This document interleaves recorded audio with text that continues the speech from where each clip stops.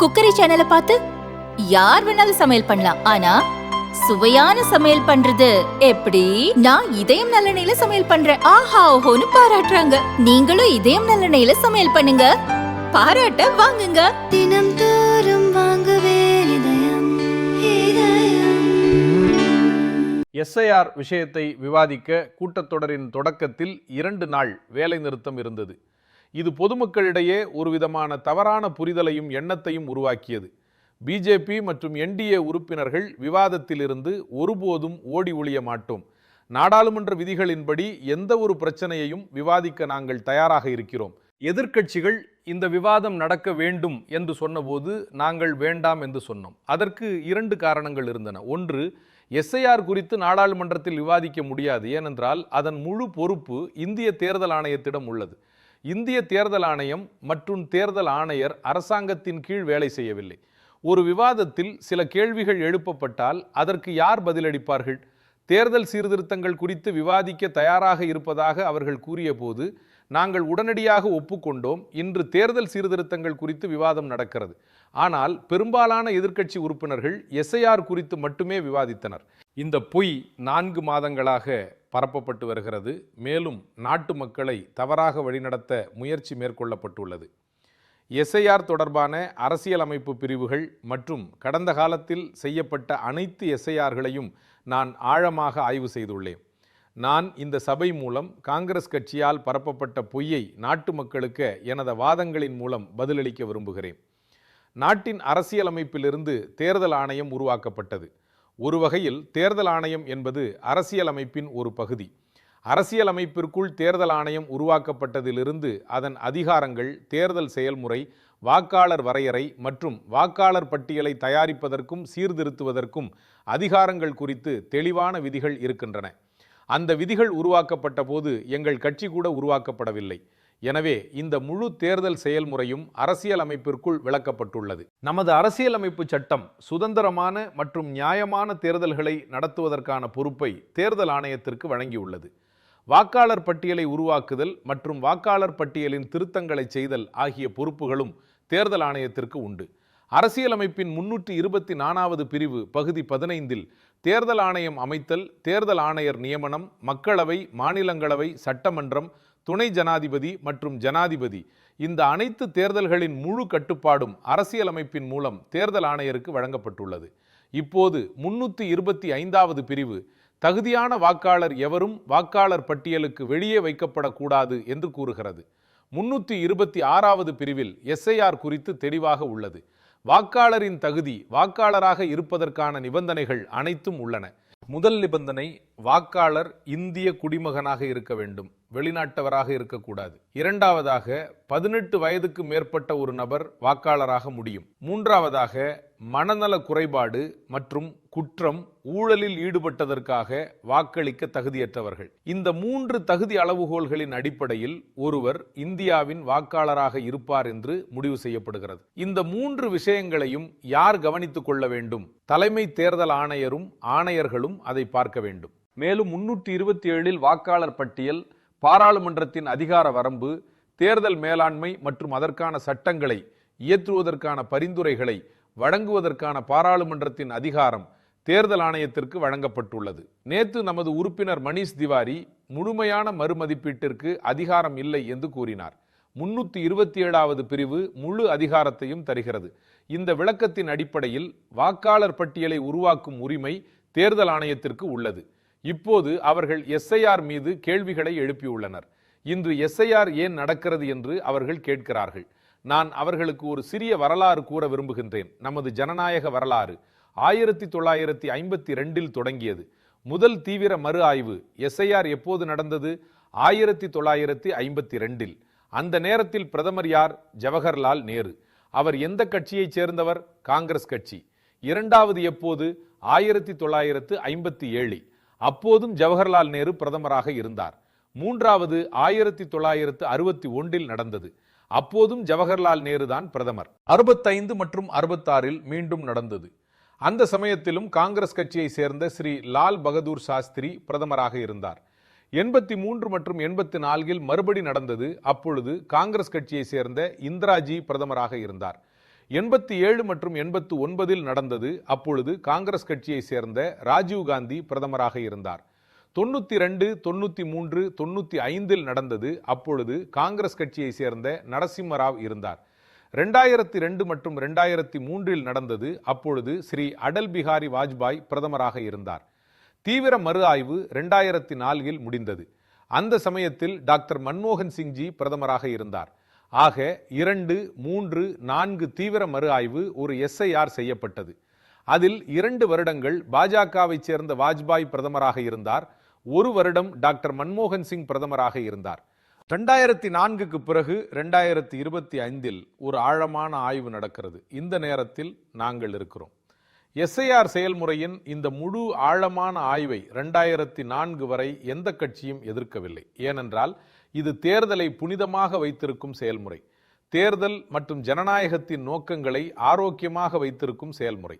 ஒரு ஜனநாயகத்தில் தேர்தலில் வாக்காளர் பட்டியலே சரியாக இல்லை என்றால் தேர்தல்கள் எப்படி சுத்தமாகவும் நேர்த்தியாகவும் இருக்க முடியும்? அவ்வப்போது வாக்காளர் பட்டியலை முழுமையாக மறு ஆய்வு செய்வது அவசியம். அதனால்தான் தேர்தல் ஆணையம் 2025 செய்யப்படும் என்று முடிவு செய்தது.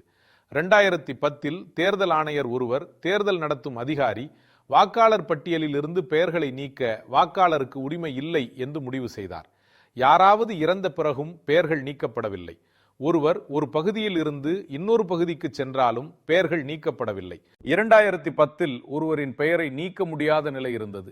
அந்த சமயத்திலும் காங்கிரஸ் கட்சி ஆட்சியில் இருந்தது. அப்படி என்றால் இந்த SIR என்றால் என்ன? இறந்தவர்களின் பெயர்களை நீக்க வேண்டும். 18 வயதுக்கு மேற்பட்டவர்கள் பெயர் சேர்க்க வேண்டும். 2 இடங்களில் வாக்காளர்களாக இருப்பவர்கள் பெயர் நீக்க வேண்டும். வெளிநாட்டு குடிமக்களாக இருந்தால் கட்டாயமாக நீக்க வேண்டும். ஒரு நாட்டின் பிரதமரை, முதலமைச்சரை வெளிநாட்டு குடிமக்கள் தேர்ந்தெடுத்தால் அந்த நாடு எப்படி பாதுகாப்பாக இருக்க முடியும்? ஒன்றுக்கு மேற்பட்ட இடங்களில் ஒரு வாக்காளருக்கு வாக்கு இருக்க வேண்டுமா? இறந்தவர்களின் வாக்குகள் வாக்காளர் பட்டியலில் இருக்க வேண்டுமா? சில கட்சிகளின் அரசியல் நலன்களை இது பாதிக்கிறது. அந்த கட்சிகள் மீது எனக்கு ஒருவிதமான கருணையும் உண்டு. ஏனென்றால் நம் நாட்டு வாக்காளர்கள் அவர்களுக்கு வாக்களிப்பதில்லை. வாக்களித்து வந்த இந்த சில வெளிநாட்டினரும் போய்விடுவார்கள். இந்தியர்கள் என்ற முறையில் நாம் ஒரு முடிவை எடுக்க வேண்டும். இந்த நாட்டின் பாராளுமன்றத்தை, மாநிலத்தின் சட்டமன்றத்தை தேர்வு செய்வதற்கு ஒரு வெளிநாட்டவருக்கு வாக்களிக்கும் உரிமையை கொடுக்க வேண்டுமா வேண்டாமா? கொடுக்கப்படக்கூடாது. இதில் சட்ட நிலைப்பாடு என்ற கேள்வி இல்லை. இப்போது மாண்புமிகு பாராளுமன்ற உறுப்பினர் தேர்தல் ஆணையத்துக்கு உரிமை இல்லை என்று சொன்னார். 1995 ஒரு சர்ச்சை நடந்தது. அந்த வழக்கு இந்திய உச்சநீதிமன்றத்துக்கு சென்றது. லால் பாபு ஹுசைனுக்கும் வாக்காளர் பதிவு அதிகாரிக்கும் இடையே அந்த வழக்கு நடந்தது. அதன் தீர்ப்பில் உச்சநீதிமன்றம் தெளிவாக கூறியுள்ளது, எங்கே வாக்காளரின் பெயர் பதிவு செய்யப்பட வேண்டுமோ அங்கு விண்ணப்பதாரர் இந்திய குடிமகனா இல்லையா என்பதை தேர்தல் ஆணையம் உறுதி செய்ய முடியும். இந்த மக்கள் என்ன சொல்கிறார்கள்? தேர்தல் ஆணையம் எப்படி முடிவு செய்யும் என்று கேட்கிறார்கள். இது அவர்களின் கடமை. இது எங்கள் முடிவு அல்ல, இந்திய உச்சநீதிமன்றத்தின் முடிவு. இந்திய உச்சநீதிமன்றத்தின் முடிவுக்கு நாங்கள் அனைவரும் கட்டுப்பட்டவர்கள். எதிர்க்கட்சி தலைவர் ராகுல் காந்தி 2025 நவம்பர் 5ஆம் தேதி செய்தியாளர் சந்திப்பில் ஒரு அணுகுண்டை தூக்கி போட்டார். ஹரியானாவில் ஒரு வீட்டில் 501 வாக்குகள் உள்ளதாக அவர் கூறினார். வீட்டு எண் 265, அது சிறிய வீடு அல்ல என்றும் 1 ஏக்கர் பரப்பளவுள்ள பூர்வீக நிலத்தில் பல குடும்பங்கள் குடியேறி உள்ளன என்றும் தேர்தல் ஆணையம் தெளிவுபடுத்தியது. ஆனால் அங்கு ஒவ்வொரு குடும்பத்திற்கும் தனி வீட்டு எண் வழங்கப்படவில்லை. எனவே எல்லா இடங்களிலும் வீட்டு எண் 265 என வழங்கப்பட்டுள்ளது. இது போலி வீடு அல்ல, போலி வாக்காளரும் அல்ல. பீகாரில் ஒரு வாக்காளரின் வயது 34, ஆனால் பட்டியலில் 124 என்று இருந்தது. அந்த வாக்காளரே தான் ஆன்லைனில் விண்ணப்பித்ததாகவும் ஆன்லைனில் விண்ணப்பிப்பதில் தவறு செய்து விட்டதாகவும் இதனால் வயது 124 என்று அச்சிடப்பட்டது என்று கூறினார். எதிர்க்கட்சி தலைவர் பத்திரிகையாளர் சந்திப்பில் வாக்காளர் பட்டியல் சரியில்லை என்றார். அதை மேம்படுத்த வேண்டும் என்றார். ஆழமான மற்றும் முழுமையான ஆய்வு என்றால் என்ன? SIR என்றால் என்ன? வாக்காளர் பட்டியலை திருத்தும் செயல்முறை. அதை செய்தாலும் அவர்கள் சண்டை போராடுகிறார்கள். வாக்காளர் பட்டியல் பழையதாக இருந்தாலும் அல்லது புதியதாக இருந்தாலும் உங்கள் தோல்வி நிச்சயம். பாரதிய ஜனதா கட்சி ஒருபோதும் ஆன்டி இன்கம்பன்சி சூழலை எதிர்கொள்வதில்லை என்று அவர் கூறினார். எங்கள் அரசாங்கங்கள் மீண்டும் மீண்டும் தேர்ந்தெடுக்கப்பட்டு வருகின்றன. அது மாநிலத்திலோ அல்லது மத்தியிலோ. ஆனால் 2014க்கு பிறகு நாங்கள் ஒரு தேர்தல் கூட தோற்கவில்லை என்பது போல அவர் கூறினார். சத்தீஸ்கரில், ராஜஸ்தானில், மத்திய பிரதேசத்தில் 2018இல் தோற்றோம். கர்நாடகாவிலும் 2014க்கு பிறகு தோற்றோம். தெலுங்கானாவில் வெற்றி பெற முடியவில்லை, சென்னையில் வெற்றி பெற முடியவில்லை, வங்காளத்திலும் தோற்றோம். அப்போதெல்லாம் இந்த வாக்காளர் பட்டியல் மிகவும் நன்றாக இருந்தது. அந்த நேரத்தில் நீங்கள் வாக்காளர் பட்டியலை எதிர்க்க மாட்டீர்கள். பீகார் போன்ற தோல்வியை நீங்கள் எதிர்கொள்ளும் போது வாக்காளர் பட்டியலை எதிர்க்கிறீர்கள். ஜனநாயகத்தில் இரட்டை நடவடிக்கைகள் வேலை செய்யாது. நீங்கள் வெற்றி பெறும் போது தேர்தல் ஆணையம் பெரியது, நீங்கள் தோற்கும் போது தேர்தல் ஆணையம் பயனற்றது. அது பிஜேபியின் வார்த்தைகளில் இயங்குகிறது. எதிர்க்கட்சி தலைவர் நடத்திய 3 பத்திரிகையாளர் சந்திப்பில் வைக்கப்பட்ட குற்றச்சாட்டுகள் தொடர்பான அனைத்திற்கும் என்னிடம் பதில் உள்ளது. 2 இடங்களில் ஒரு வாக்காளருக்கு வாக்கு இருக்க முடியாது, ஆனால் வாக்காளர் பட்டியலில் இருந்து ஆர்ஓ பெயரை நீக்க முடியாது என்ற சட்டம் வந்த பிறகு ஒரு வாக்காளருக்கு 2 இடத்தில் வாக்குகள் இருந்தன. எஸ்ஐஆர் மூலம்தான் அதை சரி செய்ய முடியும். ஆனால் எஸ்ஐஆரை நீங்கள் வாக்கு திருட்டு என்று அழைக்கிறீர்கள். நான் 30 வருடங்களாக சட்டமன்றம் மற்றும் நாடாளுமன்றத்தில் பொது பிரதிநிதியாக தேர்ந்தெடுக்கப்பட்டேன். எனக்கு நாடாளுமன்ற அமைப்புகளில் விரிவான அனுபவம் உள்ளது. எதிர்க்கட்சி தலைவர் முதலில் என் கேள்விக்கு நீங்கள் பதில் சொல்லுங்கள், அதன் பிறகு நீங்கள் பேச நினைத்ததை பேசுங்கள் என்று கூறுகிறார். நான் என்ன பேச வேண்டும் என்பதை நான் தான் தீர்மானிப்பேன், அவர் தீர்மானிக்க முடியாது. அவரது அனைத்து கேள்விகளுக்கும் நான் பதில் அளிப்பேன். எனது பதிலை கேட்க அவர் பொறுமையாக இருக்க வேண்டும். ஆனால் நான் எப்பொழுது என்ன பேச வேண்டும் என்பதை அவர் தீர்மானிக்க முடியாது. எனது பேச்சில் முதலில் என்ன சொல்வது, பின்னர் என்ன சொல்வது என்பதை நான் தீர்மானிப்பேன். ஒவ்வொரு பேச்சாளருக்கும் இந்த உரிமை உண்டு. அவர்கள் நாளை பேசுகிறார்கள் என்றால் ஏன் பொய் சொல்கிறீர்கள் என்று நாங்கள் சொல்ல மாட்டோம். அவர்கள் மதிக்கப்படும் எதிர்க்கட்சி தலைவர்கள் அவர்கள் தங்கள் மொழியில் பேசலாம். வாக்கு திருட்டு என்றால் என்ன என்பதை விளக்க விரும்புகிறேன். வாக்கு திருட்டில் 3 பரிமாணங்கள் உள்ளன.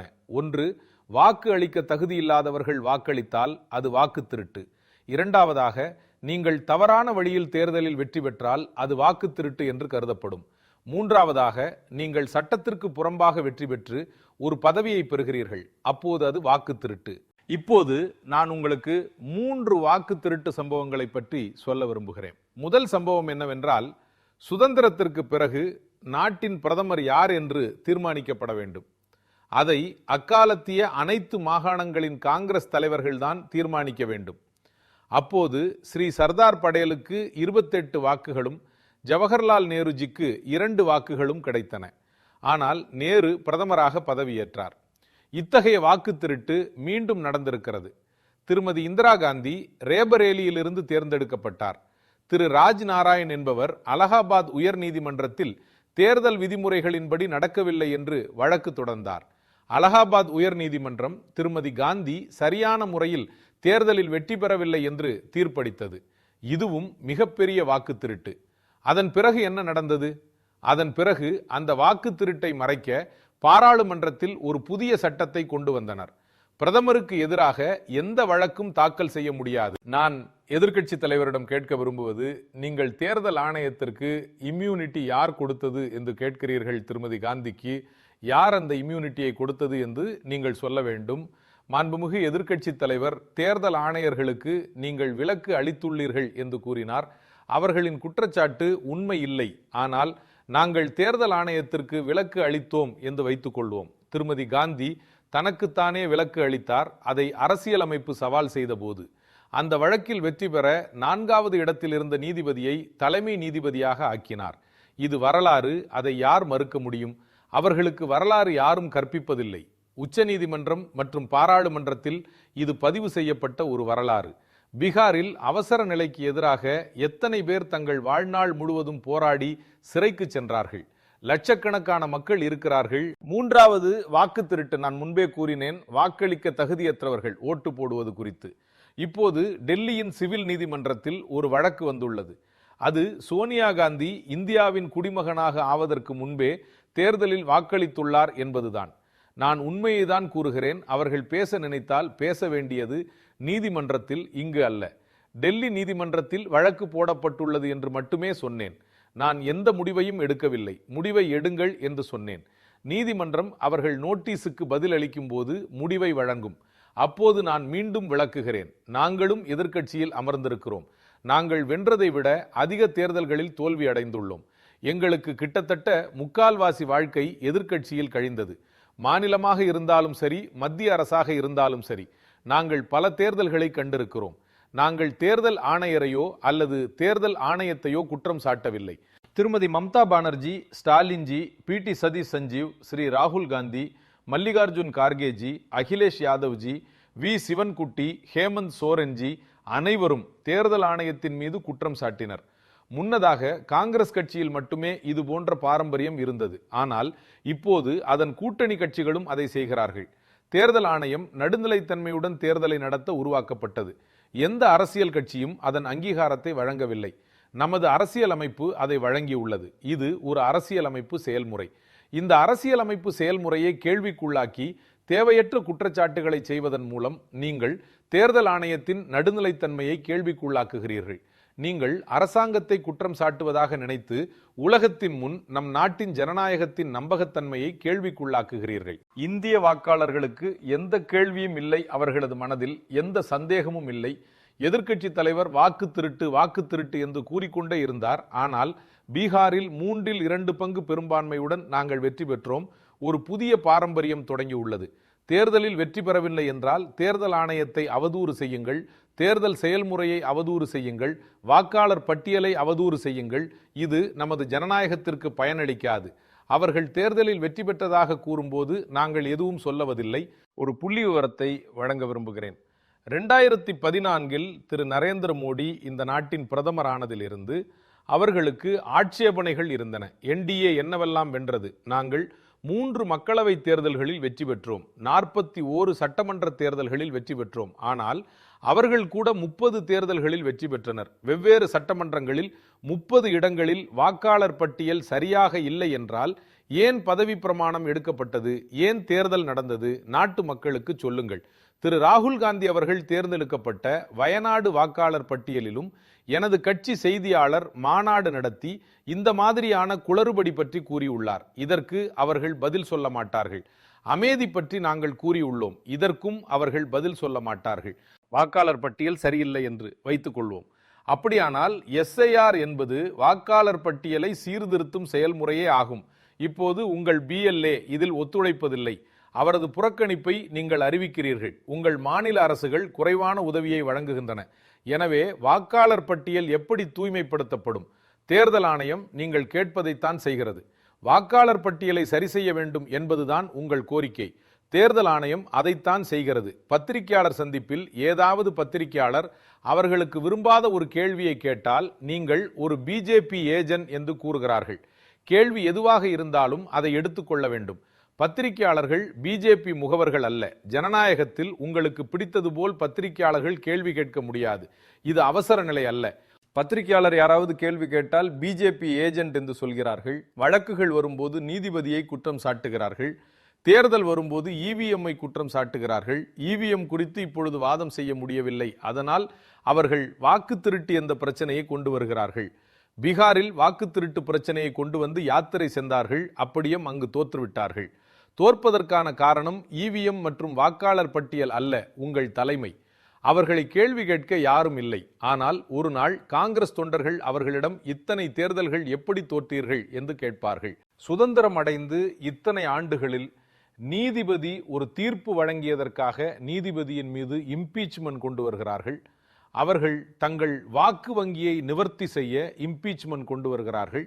மேலும் அனைவரும் அதில் கையெழுத்திட்டுள்ளனர். தீர்ப்பு என்ன?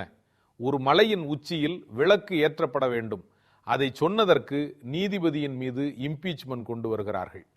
2014க்கு பிறகு தோற்பதற்கான பாரம்பரியம் தொடங்கியது. அவர்கள் முதலில் EVM-ஐ குறிவைத்தனர். இந்த நாட்டிற்கு EVM-ஐ யார் கொண்டு வந்தார்கள்? மார்ச் 15, 1989 அன்று ராஜீவ் காந்தி இந்த நாட்டின் பிரதமராக இருந்தபோது EVM-ஐ கொண்டு வர சட்ட மாற்றம் செய்யப்பட்டது. நாட்டின் உச்ச நீதிமன்றத்தின் 5 நீதிபதிகள் EVM-இல் குறைபாடுகள் இல்லை என்று தீர்ப்பளித்தார்கள். 1998 மத்திய பிரதேசம், ராஜஸ்தான், டெல்லி ஆகிய மாநிலங்களில் 16 சட்டசபை தொகுதிகளில் EVM பரிசோதிக்கப்பட்டது. எல்லா வகையிலும் சரிபார்த்து 2004 தான் நாடு முழுவதிலும் EVM பயன்படுத்தப்பட்டது. 2004 முக்கியமானது என்று நான் நம்புகிறேன். 2004 தேர்தலில் யார் வென்றார்கள்? அவர்கள்தான். அந்த சமயத்தில் இவிஎம் பற்றிய பேச்சு நிறுத்தப்பட்டது. 2009 தேர்தல் நடந்தது. அதிலும் இவிஎம் உபயோகப்படுத்தப்பட்டது. அவர்கள் ஜெயித்தார்கள். அப்போதும் மௌனம். ஆனால் 2014 நாங்கள் வென்றபோது இவிஎம் குறித்து பேச துவங்கிவிட்டார்கள். நீங்கள் சட்டம் கொண்டு வந்து மெஷினை கொண்டு வந்து அந்த மெஷின் மூலம் முதல் 2 தேர்தல்கள் வென்று 10 வருடங்கள் ஆட்சி புரிந்து தோற்ற பின் அதில் குறை கூறுகிறார்கள். பின்னர் VVPAT அறிமுகமானது. இந்த VVPAT என்றால் என்ன? நாம் ஒரு சின்னத்தில் வாக்கை அழுத்தினால் உங்கள் வாக்கு அந்த சின்னத்தில் பதிவு செய்யப்பட்டுள்ளது என்று வரும். அதையும் அவர்கள் நம்பவில்லை. தேர்தல் ஆணையத்திடம் எத்தனை VVPAT மற்றும் இயந்திரங்கள் பொருந்தவில்லை என்று கேட்டு நான் தரவுகளை கொண்டு வந்துள்ளேன். இன்று வரை 16,000 இயந்திரங்கள் மற்றும் VVPATகள் ஒப்பீடு செய்யப்பட்டுள்ளது. அதில் ஒன்று கூட பொருந்தாமல் இல்லை. ஒரு ஓட்டு கூட மாறவில்லை. தேர்தல் அன்று அவர்களின் வாக்குப்பதிவு முகவர் அமர்ந்திருக்கிறார். அவர்கள் சரிபார்த்து கையெழுத்திடுகிறார்கள். அவர்கள் மிஷின் மற்றும் VVPAT இரண்டையும் சரிபார்த்து கையெழுத்திடுகிறார்கள். தேர்தல் ஆணையம் 2009 10 மாநிலங்களில் 100 இவிஎம்கள் வைத்து அதில் தவறு செய்ய முடியுமா என்று பரிசோதித்து பார்த்தார்கள். 2009 எல்லோரும் முயற்சித்தார்கள். ஆனால் யாராலும் இவிஎம்ஐ டேம்பர் செய்ய முடியவில்லை. 2017 3 நாட்கள் யார் வேண்டுமானாலும் இவிஎம்ஐ ஹேக் செய்ய முடியுமா என்று பரிசோதித்து பார்த்தார்கள். யாராலும் செய்ய முடியவில்லை. இவர்கள் அதை பரிசோதிக்க செல்லவே இல்லை. இவர்கள் பத்திரிகையாளர் சந்திப்பில் மட்டும் குற்றம் சாட்டிக் கொண்டே இருப்பார்கள். நீதிமன்றத்துக்கும் செல்ல மாட்டார்கள். தேர்தல் ஆணையத்திற்கும் செல்ல மாட்டார்கள். ஆனால் குறை கூறிக்கொண்டே இருப்பார்கள். 2017 இனி எல்லா தேர்தல்களும் இவிஎம் மூலம்தான் நடக்கும் என்று முடிவு செய்தார்கள். நான் யோசித்து பார்த்தேன், தேர்தல் ஆணையம் இத்தனை முறை தெளிவுபடுத்தியும் இவர்கள் ஏன் மீண்டும் மீண்டும் குற்றம் சாட்டுகிறார்கள் என்று.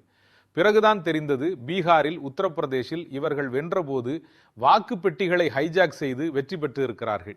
இவிஎம் வந்த பிறகு அதை செய்ய முடியாததால் அதை எதிர்க்கிறார்கள். அதன் பிறகு ஓட்டு திருட்டு நின்றுவிட்டது. அதனால் அவர்களால் வெல்ல முடியவில்லை. நேற்று எதிர்க்கட்சி தலைவர் உரையை நான் முழுவதும் கேட்டேன். அதில் நிறைய குழப்பங்கள் இருந்தன. பிரதமரின் ஸ்கெட்யூலை பார்த்துதான் தேர்தல் ஆணையம் தேர்தல் தேதியை முடிவு செய்கிறது என்று அவர் குற்றம் சாட்டினார். நீங்கள் தேர்தல் நடந்த 1 மாதத்திற்கு முன் பிரதமரின் ஸ்கெட்யூலை பாருங்கள், உங்களுக்கே உண்மை புரியும். சுதந்திரத்திற்கு பிறகு இந்தியாவின் வெளிநாட்டு உறவை மேம்படுத்த அதிகம் பயணம் செய்தவர் நமது பிரதமர். 2001க்கு பிறகு அவர் ஒரு நாள் கூட விடுமுறை எடுத்தது இல்லை. அவர் தொடர்ந்து மக்களுக்காக உரைத்து கொண்டே இருக்கிறார். இன்று தேர்தல் ஆணையத்திடம் நான் ஒரு விளக்கம் கேட்டேன்.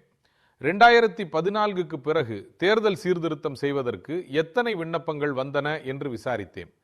தேர்தல் சீர்திருத்தம் என்றால் என்ன? அனைத்து கட்சிகளும் விவாதித்து முடிவு செய்து தேர்தல் ஆணையத்திற்கு அனுப்புவார்கள். ஆணையம் அதை சட்டமாக்க நாட்டின் சட்ட அமைச்சகத்திற்கு அனுப்பும். அதை சட்ட அமைச்சகம் பாராளுமன்றத்திற்கு ஒப்புதலுக்காக அனுப்பி வைக்கும். இதுதான் நடைமுறை. ஆனால் 2014க்கு பிறகு காங்கிரஸ் கட்சி தேர்தல் சீர்திருத்தம் செய்வதற்காக ஒரு முறை கூட தேர்தல் ஆணையத்திடம் விண்ணப்பித்ததில்லை. சீர்திருத்த ஆலோசனை கூட வரவில்லை. அவர்களுடைய பத்திரிகையாளர் சந்திப்பை நான் பார்த்திருக்கிறேன். அவர்களுக்கு தேர்தல் நடக்கும் விதத்தில் தான் குழப்பம், தேர்தல் சீர்திருத்தம் குறித்து அல்ல. எதிர்க்கட்சி தலைவர் 3 கேள்விகளை கேட்டிருந்தார். முதல் கேள்வி, தேர்தல் ஆணையர் தேர்வுக்குழுவில் இருந்து தலைமை நீதிபதி ஏன் நீக்கப்பட்டார்? இரண்டாவது கேள்வி, டிசம்பர் 2003 சட்டம் மாற்றப்பட்டு தேர்தல் ஆணையத்திற்கு முழு அதிகாரம் ஏன் வழங்கப்பட்டது? மூன்றாவது கேள்வி, சிசிடிவி காட்சிகளை 45 நாட்களில் அழிக்க ஏன் சட்டம் கொண்டு வரப்பட்டது? முதல் கேள்விக்கு நான் பதில் சொல்ல விரும்புகிறேன். 73 ஆண்டுகளாக நாட்டில் தேர்தல் ஆணையம் இயங்கி வருகிறது. 73 ஆண்டுகளாக இந்த நாட்டில் தேர்தல் ஆணையத்தை நியமிப்பது தொடர்பாக எந்த சட்டமும் இல்லை. 1950 முதல் 1989 வரை தேர்தல் ஆணையம் என்பது ஒரு உறுப்பினரை மட்டுமே கொண்டு இயங்கி வந்தது இருந்தது. அப்பொழுது பிரதமர் ஜனாதிபதிக்கு ஃபைலை அனுப்புவார். ஜனாதிபதி அதற்கான அறிவிப்பை வெளியிடுவார். அப்பொழுது தேர்தல் சரியாக நடக்கவில்லையா? 55 ஆண்டுகளாக நாட்டின் பிரதமர் தான் தேர்தல் ஆணையரை நியமித்தார். அப்பொழுது எந்த கேள்வியும் எழவில்லை. இப்பொழுது பிரதமர் மோடி அதை செய்யும் போது மட்டும் கேள்வி எழுப்பப்படுகிறது. 89 தேர்தலில் பிரதமர் சொன்னதை தேர்தல் ஆணையர் கேட்காத போது தேர்தல் ஆணையம் 3 உறுப்பினர்கள் கொண்ட அமைப்பாக மாற்றப்பட்டது. பீகார் தேர்தல்கள் காரணமாக அது நடந்தது. அதன் பின் தேர்தல் ஆணையர்கள் அனைவரையும் பிரதமரே நியமித்தார். அந்த மாற்றத்தை கொண்டு வந்தது காங்கிரஸ் கட்சி. இப்பொழுது வந்து வாக்கு திருட்டு என்று மீண்டும் மீண்டும் கூறுகிறார்கள்.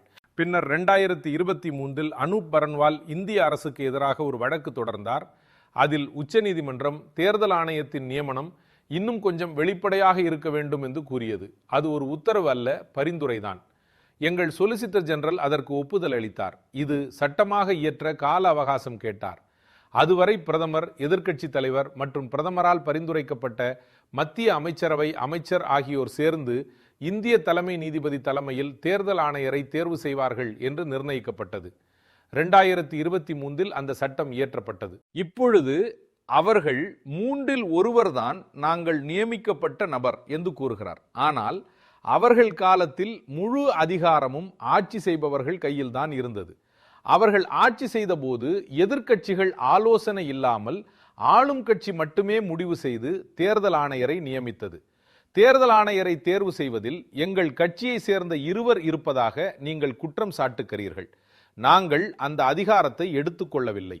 140 கோடி மக்கள் அதை எங்களுக்கு வழங்கினார்கள்.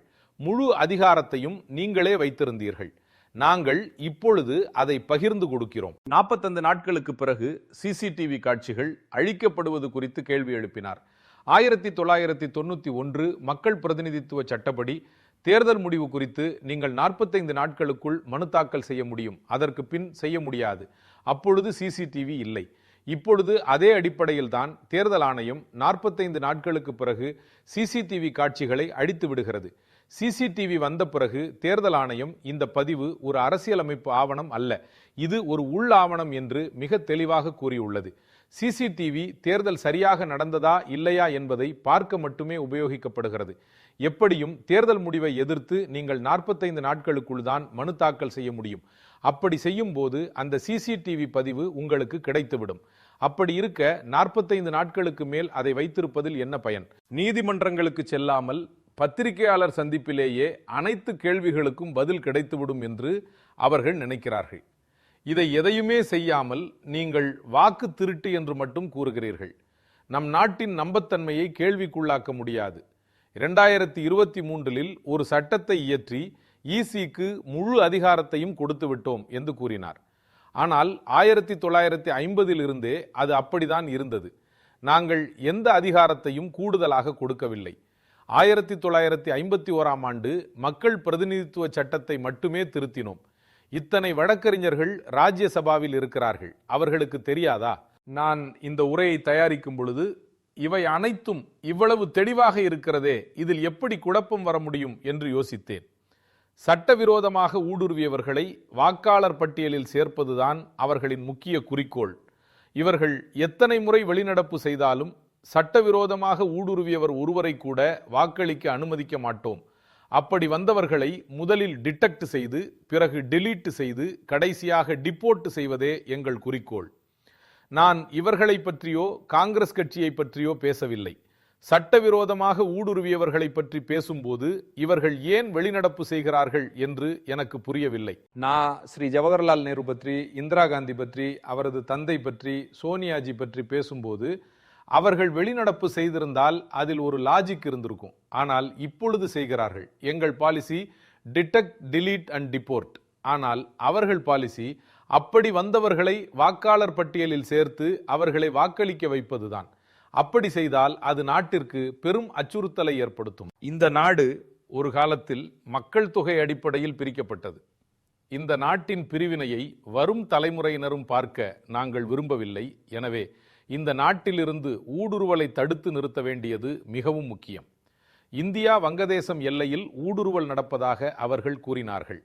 இந்தியா வங்கதேசம் எல்லை 2216 கிலோமீட்டர் உள்ளது. அதில் 1653 கிலோமீட்டர் எல்லையாக்கப்பட்டுள்ளது. மீதமுள்ள 563 கிலோமீட்டர் ஒரே ஒரு மாநிலத்தில் மட்டுமே உள்ளது. அது மேற்கு வங்கம். டிஎம்சிக்கு நான் கூற விரும்புவது, எப்படி ராகுல் காந்தி ஊடுருவியவர்களை காக்க யாத்திரை நடத்தி பீகாரில் தோற்றாரோ, நீங்களும் அதை செய்தால் உங்களுக்கும் அதே நிலைமைதான். அங்கும் பிஜேபி ஜெயிக்கும்.